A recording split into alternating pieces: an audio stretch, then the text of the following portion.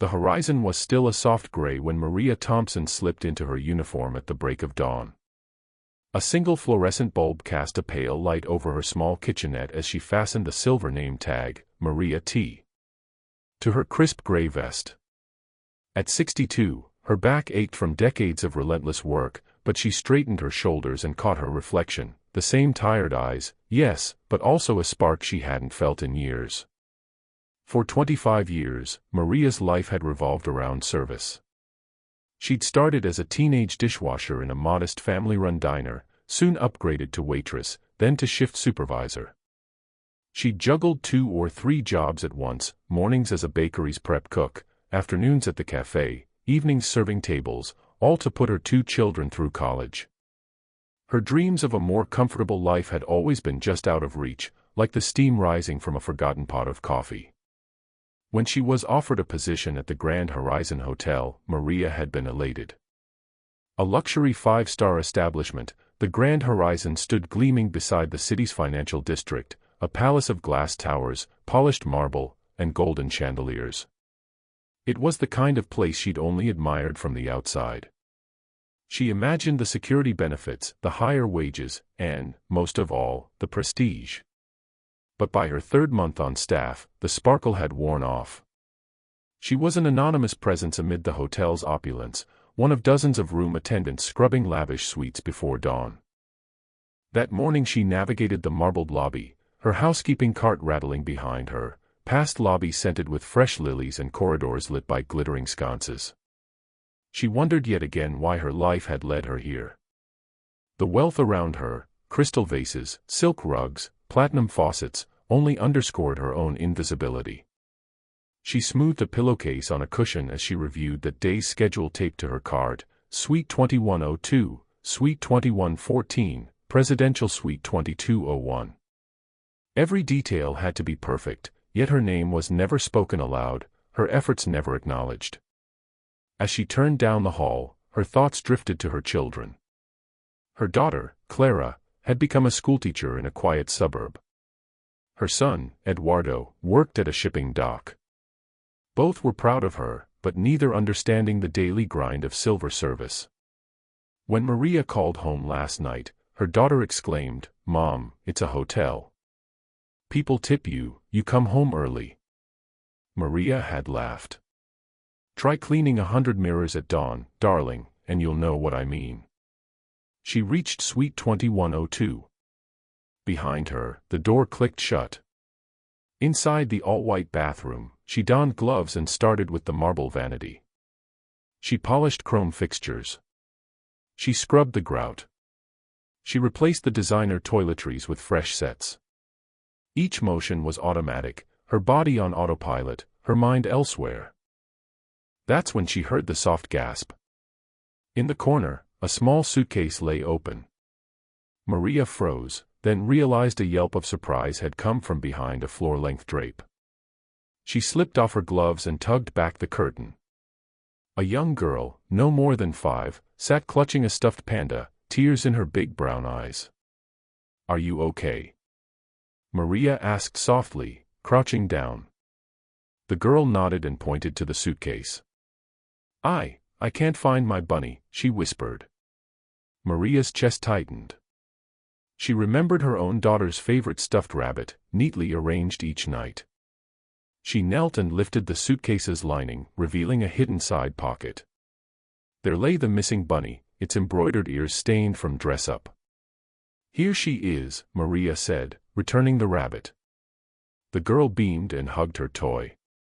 Maria felt something in her chest shift. She had helped, truly helped, in a moment of anxiety. A click announced the suite's door opening. A man in a tailored suit strode in, early by business standard, late by luxury. He scowled as he saw Maria on her knees and the girl with her toy. "What's going on here?" he barked. Maria rose, steadying her composure. "Your daughter misplaced her bunny. I found it in the lining." The man's scowl faltered when he noticed the child's joyful face. He swallowed and said, "Thank you," with genuine relief. He turned and swept the bunny into his arms. "Come, sweetheart." As they left, Maria straightened the drapes and resumed her cleaning. She realized her role extended beyond linens and lobbies. She could make a difference in people's lives. 2 days later, Victor Lane found her polishing the presidential suite's grand foyer chandelier. He stood framed by its golden glow, arms crossed, his air of authority unmistakable. Maria's heart pounded. "Maria," he began, his smooth voice echoing in the high ceiling. "I've been watching you." She froze, her polishing cloth midway to her hand. He rarely addressed housekeeping staff directly. "You're meticulous, diligent, and you have a rare compassion." He lifted a guest registry from a pedestal. "But I see more than that. You connect with people, guests, staff, even their fears and joys. I want to help you realize your potential." Maria felt the floor sway. "Mr. Lane, I'm just doing my job." Victor smiled. "Your job has hidden possibilities. I'd like to promote you to Guest Services Supervisor. You'll lead a small team to ensure our VIPs and families feel truly cared for." A flurry of emotions washed over Maria: surprise, disbelief, fear. "I'm no expert in supervision." "I think you are," he replied firmly. "You'll have training and my support. Say yes." She blinked away tears. The voice in her head whispered, "You deserve it." She closed her eyes for a breath. "Yes," she said in a small voice. "Thank you." Victor nodded. "Welcome to your second chance." That night, Maria lay awake long past midnight, turning the day's events over and over. For the first time in decades, she dared to dream again. Maria's first day as Guest Services Supervisor dawned bright and brisk. She arrived early, donning her new navy blazer and polished name pin. The lobby, usually her stage for silent work, felt like a grand auditorium as she stepped to the guest services desk. Her team, 2 front desk agents, a concierge, and 3 seasoned attendants, stood waiting. Victor Lane joined her, handing out personalized welcome packets for a high-profile diplomatic delegation due that afternoon. "Let's run through the plan," he said, reviewing each guest's preferences: vegetarian menu for the ambassador, hypoallergenic linen for his spouse, early morning yoga for one minister, and a piano solo in the suite for a visiting composer. As they briefed, Maria felt a thrill. This orchestration of human comfort was her new instrument. When the delegation arrived, Maria and her team greeted them at the VIP entrance, white gloves and crisp smiles. She presented the welcome packets and escorted them to the lobby lounge, offering chamomile tea and light pastries. The ambassador's spouse gasped at the flute performance snippet on the golden gramophone speaker. The composer nodded in approval. A dignified hush fell over the group as they sipped tea, exchanging pleased glances. Maria exhaled a satisfied breath. The team had surpassed expectations. Victor watched from a discreet distance, pride evident in his posture. But as the delegation dispersed to their suites, Nathaniel Gray emerged from behind a row of palms. He was the hotel's longtime director of operations, rigid, pragmatic, and often dismissive of new initiatives. Maria braced herself. Gray sneered, "Nice show, Thompson. But don't forget, you're still a maid at heart." His words stung like ice. Instead of bowing, she squared her shoulders. "Mr. Gray, my title is Guest Services Supervisor. We're all here to serve, but with respect." She turned on her heel. He stared after her, mouth agape. Maria's heart thundered, not from fear, but from triumph. The corridor ahead seemed endlessly bright. For the first time, she belonged behind those grand doors, not merely as a cleaner, but as a leader. Over the next few weeks, Maria orchestrated personalized experiences for families, business travelers, and honeymooners. She introduced memory makers, small surprises, handwritten notes, custom playlists, curated local art guides, based on each guest's story. Demand soared. Social media buzzed with guests tagging #HorizonHospitality and praising Maria's team by name. But disruptions tested her mettle. One evening, a citywide blackout caused by a summer storm plunged the hotel into darkness. Guests panicked in upper floors, corridors lay silent except for the hum of anxious whispers. Maria rallied her team. Armed with flashlights and battery-powered lanterns, they guided stranded guests down the stairwells. In the grand ballroom, they set up rows of folding chairs under emergency lights and served boxed meals from the pantry. Candlelight flickered on anxious faces transformed by calm reassurance.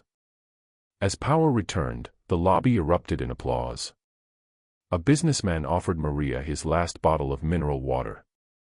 A bride, clutching her gown, handed her a bracelet. Maria cradled each token, feeling the profound impact of empathy over opulence. Victor Lane circulated through the crowd, his gaze warm. Later, he called Maria to his office. On his desk lay a note scrawled by a guest. In the darkest moment, Maria's kindness shone brightest. Victor smiled. That is why we do this. Gray, who had observed from a corner, approached with unaccustomed humility. I may have misjudged you, he admitted quietly. I apologize. Maria nodded, an acknowledgement of her growth and of his. Spring brought visiting executives from partner hotels eager to replicate the Grand Horizon's success. Maria led workshops on hospitality with heart, traveling to showcase the empathy-driven model. A regional hotel group invited her to consult on their loyalty program. A luxury spa chain asked her to enrich treatment rituals with personal connections. Everywhere she went, Maria carried the same message: genuine care transcends luxury. Back home, she sat at her kitchen table and penned letters to old colleagues from the diner, sharing her journey. Several wrote back with surprise, pride, and renewed hope in their own potential. One afternoon, Clara, her daughter, visited the hotel. She strode through the lobby in a simple dress, eyes wide at the grandeur. Maria introduced her at the front desk. This is Clara, my daughter. Clara shook hands with the staff before hugging her mother. Mom, you glow, she whispered. Maria squeezed her hand. I finally found my place. Buoyed by success, Maria embarked on her boldest initiative yet, Community at the Horizon. She partnered with local shelters and schools to host monthly events, free meals for vulnerable families in the ballroom, career days for high school students, art exhibits showcasing neighborhood talent in the lobby gallery. At the inaugural event, children in mismatched clothes darted through pewter candelabras, laughing as Maria led a hotel tour scavenger hunt, find the hidden rose in the atrium fountain, guess the artist of a lobby painting, taste the chef's new signature dessert. Parents watched in awe as their kids encountered a world they never knew. That evening, exhausted but elated, Maria sat at the bar with Victor. The bartender slid her a lemonade. You've changed everything, Victor said. This hotel was once only for the privileged. Now it's a beacon for the whole community. But true transformation attracts scrutiny. A prominent travel blogger attacked the Community at the Horizon campaign as PR theatrics. #charity facade trended briefly on social media. Maria read the criticism over her second cup of coffee. She felt the old fear creep in, imposter syndrome, the pang of doubt. She closed her eyes and recalled her earliest days scrubbing diner floors. She had defended those duties with pride, claiming dignity in labor long before anyone else cared. She pressed reply and posted a candid video. Hospitality without hearts is hollow. My journey from that diner to this palace taught me one thing: kindness can't be faked. We didn't launch Community at the Horizon as a stunt. We did it to remind ourselves that walls don't define us, our compassion does. The response overflowed with support: guests, staff, families who had felt welcomed. The blogger's posts disappeared into the noise of heartfelt testimonials. Months later, Victor unveiled the Grand Horizon's new Horizon Fellowship, a scholarship for local students pursuing hospitality, nursing, and social work. Maria stood beside the first three recipients: an aspiring chef, a public health major, and a budding social worker. Each spoke of finding purpose, of seeing work as service, not subjugation. But true transformation attracts scrutiny. A prominent travel blogger attacked the "Community at the Horizon" campaign as PR theatrics. #charity facade trended briefly on social media. Maria read the criticism over her second cup of coffee. She felt the old fear creep in, imposter syndrome, the pang of doubt. She closed her eyes and recalled her earliest days scrubbing diner floors. She had defended those duties with pride, claiming dignity in labor long before anyone else cared. She pressed reply and posted a candid video. "Hospitality without hearts is hollow. My journey from that diner to this palace taught me one thing: kindness can't be faked. We didn't launch Community at the Horizon as a stunt. We did it to remind ourselves that walls don't define us, our compassion does." The response overflowed with support: guests, staff, families who had felt welcomed. The blogger's posts disappeared into the noise of heartfelt testimonials. Months later, Victor unveiled the Grand Horizon's new Horizon Fellowship, a scholarship for local students pursuing hospitality, nursing, and social work. Maria stood beside the first 3 recipients: an aspiring chef, a public health major, and a budding social worker. Each spoke of finding purpose, of seeing work as service, not subjugation. In the ringside suites, Nathaniel Gray's old arrogance dissolved. He approached Maria with a carefully wrapped package, a leather portfolio etched with her initials. "For your next chapter," he said. "You inspire me." Maria accepted it, eyes misting. "Thank you," she whispered. And on the night of her 63rd birthday, Victor surprised her with a modest ceremony in the staff lounge, a single candle-topped pound cake and a chorus of multilingual "Happy Birthday." Housekeepers carried trays, bellhops pulled nearby staff, and the GM himself toasted her, "To Maria, our heart and soul."